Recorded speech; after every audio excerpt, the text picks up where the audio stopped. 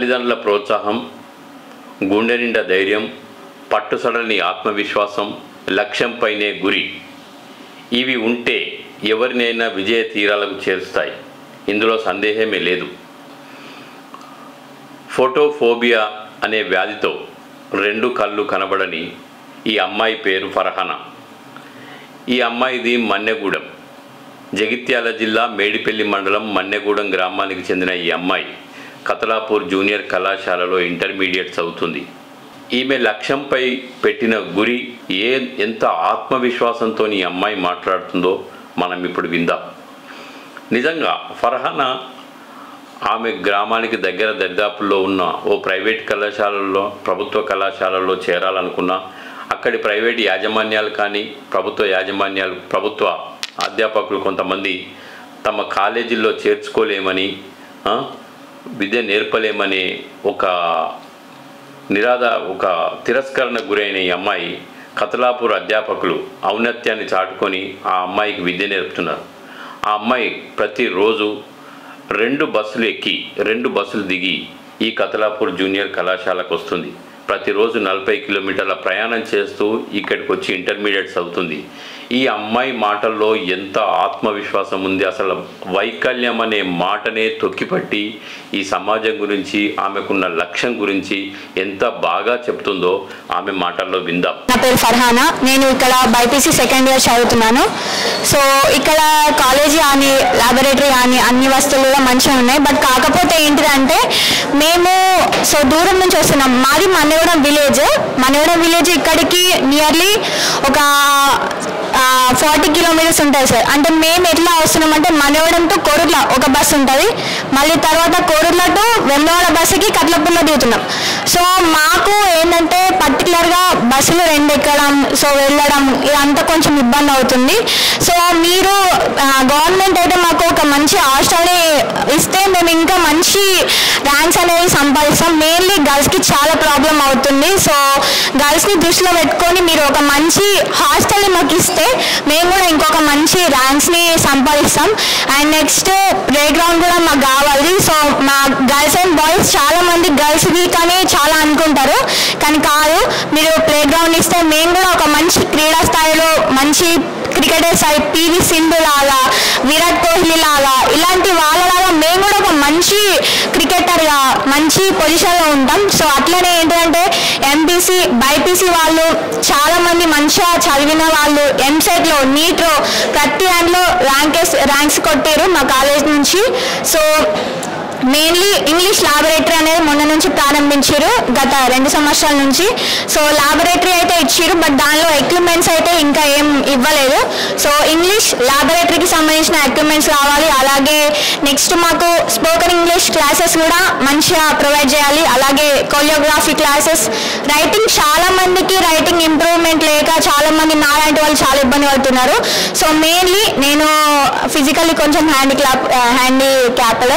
So sir నాకు కొంచెం eye problem ఉంటుంది, ఫోటోఫోబియా సార్. దీనికి ఎలాంటి ట్రీట్మెంట్ లేదు. సో దైవం నాకు ఎందుకు లోపం ఇచ్చిందో నాకు తెలియదు. సో సార్ నేను గవర్నమెంట్ నుంచి అడిగేది ఒకటే, వికలాంగులకి ఎక్కడికి వెళ్ళినా రిజర్వేషన్స్ కావాలి, మేము జాబ్లో ఉండాలి. సో మీరు కొంచెం మంది ఏమనుకుంటుంటే వికలాంగులు కదా, వీళ్ళు ఏం చేస్తారు, వీళ్ళకి ఏం చేయడానికి రాదు, వీళ్ళు ఎట్లా జాబ్ చేస్తారు. ఎస్ మేము చేస్తాం, మేము చూపిస్తాం. సో మేము ఎట్లా చేస్తామని మీరు అబ్జర్వ్ చేయండి. అబ్జర్వ్ చేసిన తర్వాత ఖచ్చితంగా ప్రతి ఒక్క వికలాంగుడికి గవర్నమెంట్ నుంచి వెళ్ళి వాళ్ళకి సంబంధించిన నీడ్స్ కానీ ఏవైనా, ఇప్పుడు ఒక ఫర్ సపోజ్ కాళ్ళు లేని వాళ్ళు ఉంటే వాళ్ళకి వీల్ చైర్ ఇవ్వండి. సో అండ్ చేతులు లేని వాళ్ళు ఉంటే వాళ్ళకి ఒక మంచి హ్యాండ్స్ని పెట్టడం కానీ, ఒక మంచి స్పెషల్ హాస్పిటల్స్ కానీ, మంచి ట్రీట్మెంట్ కానీ ఇవ్వండి. ఎక్కడికైనా వెళ్తే అసలు వికలాంగులు ఎట్లా చూస్తారంటే ఒక రకంగా చూస్తారు, అదే మేము పాపం వేసినట్టు నేరం వేసినట్టు చూస్తారు. సో అలా చూడడం ఆపేను. ఎందుకు మేము కూడా మనుషులమే కదా, మమ్మల్ని ఎందుకు అట్లా ట్రీట్ చేస్తారో నాకు అర్థం కాదు. సో ఎవరైనా గవర్నమెంట్ నుంచి ఎవరైనా కానీ మంచి అవేర్నెస్ని కల్పించండి. సో గవర్నమెంట్లో ఎలా అంటే మంచి సార్ ఉంది సార్, వికలాంగుల మధ్య ఉంది. బట్ కాకపోతే జనాలకి లేదు. ఎందుకంటే ప్రభుత్వానికి కొంచెం మంది, ఎందుకంటే వీళ్ళు చేయగలుగుతారన్న కాన్ఫిడెన్స్ కొంచెం మందికి ఉంటుంది. కానీ వేరే వాళ్ళు ఎలా అనుకుంటారు సార్, వీళ్ళు ఏం చేస్తారు, మేము ఎదగాలనుకుంటే వాళ్ళు తొక్కేయాలని ఇస్తారు ఎవరైనా కానీ. సో అలా తొక్కేయడం అనేది ఆపండి. సో మంచిగా ఉన్నవారు వికలాంగులకి మంచిగా హెల్ప్ చేసి మంచిగా ప్రొడక్ట్ చేస్తే మేము కూడా ఒక మంచి ప్లేస్లో ఉంటాం. సో నా గోల్ వచ్చేసి నేను ఒక లెక్చరర్ అయ్యి నేను ఒక 10 మంది విద్యార్థులకి చదువు చెప్తే ఆ 10 మందిలో కనీసం ఒక 4 మంచి ప్లేస్లో ఉండాలి. మా మేడం చెప్పింది సో అని చెప్పేసి వాళ్ళు కూడా ఒక మంచి పొజిషన్లో ఉండాలి. నేను ఒక 10 మందికి మంచి చేయాలని చూస్తున్నా. సో ఆ గాడ్ కూడా నాకు ఈ లోపం ఇచ్చింది గాడ్ గిఫ్టా లేకపోతే ఇది నాకు ఎందుకు అనేది నాకు ఇంకా కూడా క్లారిఫై లేదు. బట్ కాకపోతే ఒక నేను మంచి స్టేజ్లో ఉండాలనుకున్నా. సో మాకు కావాల్సిన ఏం లేదు సార్, మాకు నీడ్స్ కావాలి. సో సమాజంలో సహాయం కావాలమ్మా గవర్నమెంట్ నుంచి? సార్ గవర్నమెంట్ నుంచి మాకు మంచి ఎడ్యుకేషన్ కావాలి, హాస్టల్స్ కావాలి. సార్ ఉంది సార్, మంచి ఎడ్యుకేషన్ ఉంది. కానీ కాకపోతే ఏంటిదంటే ఇప్పుడు వికలాంగులకు సంబంధించిన కొన్ని నీడ్స్ ఉంటాయి కదా సార్. ఇప్పుడు ఎలా అంటే ఇప్పుడు మనకి బ్లైండ్ వాళ్ళకైతే బ్రెయిలీ లిపి ఇప్పుడు ఎక్కడ కూడా జగిత్యాల్లో కానీ నిర్మల్లో కానీ ఎక్కడ కూడా కాలేజెస్ స్కూల్స్ ఏం లేవు. జస్ట్ హైదరాబాద్లో కరీంనగర్లో ఉంది కావచ్చు ఐ థింక్, అంతే. బ్రెయిలీ లిపికి సంబంధించిన హాస్టల్స్ కానీ స్కూల్స్ కానీ ఎక్కడ కూడా లేవు. వికలాంగులకి ఇప్పుడు మేము నార్మల్ పర్సన్స్ దగ్గర ఉంటాం సార్, ఉంటే వీళ్ళు ఎట్లా ట్రీట్ చేస్తారు, మేము మంచోళ్ళం అనే ప్రౌడ్ కొంచెం మందికి ఉంటుంది. సో మాకు ఒక స్కూల్ అరేంజ్ చేస్తే, మాకు ఒక కాలేజ్ ఒక హాస్టల్ అరేంజ్ చేస్తే కూడా మంచిగా చదువుకోవడానికి ఒక మంచి టీచర్స్ని మళ్ళీ లెక్చరర్స్ కూడా మంచిగా ఉండే లెక్చరర్స్ని మాకు ఇస్తే ఇంకా మంచిగా మేము ముందుకెళ్ళడానికి ట్రై చేస్తాం సార్.